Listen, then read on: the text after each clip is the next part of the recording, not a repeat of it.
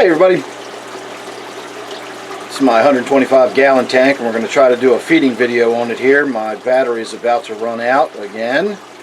Not sure how much time we have left, but I hope I can get this on video. We're going to try to get my Ctenopoma acutirostre, which just made an appearance. We're going to try to get him on video, but hang on a minute.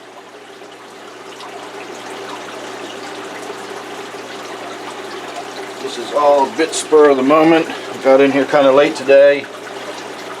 So this is going to be our feeding video for the day. First thing I'm putting in is a bunch of flake food.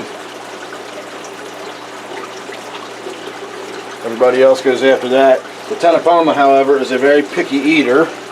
And he used to eat almost nothing but freeze-dried krill. And then for some reason he stopped eating that. And now all he will eat is these Tetra floating cichlid pellets. And he does love them, so put some of them in there for him. We'll get to watch him feed.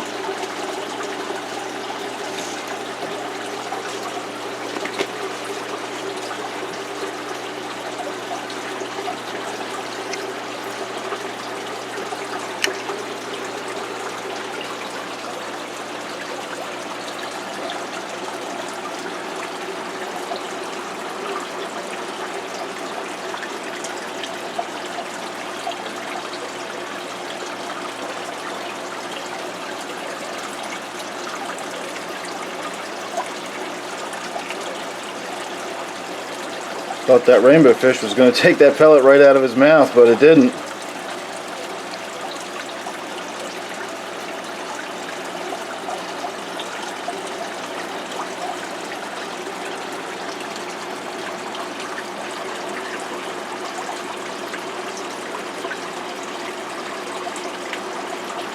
This is definitely one of my favorite fish.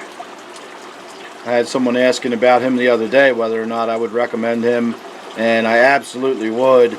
I know a lot of people are very fond of my figure 8 puffer butterbean, and I am too, of course. But if I really have to break it down to which fish do I spend the most time enjoying and looking at and watching, it would absolutely hands down be this Ctenopoma. And because of that, I pretty much have to say that I think this is probably my favorite fish out of all the ones I've got. And he's about 7 years old now. He's thick as a brick and about 8 inches long. It's the biggest Ctenopoma I've ever seen. But I'm sure there's others out there that are bigger than this.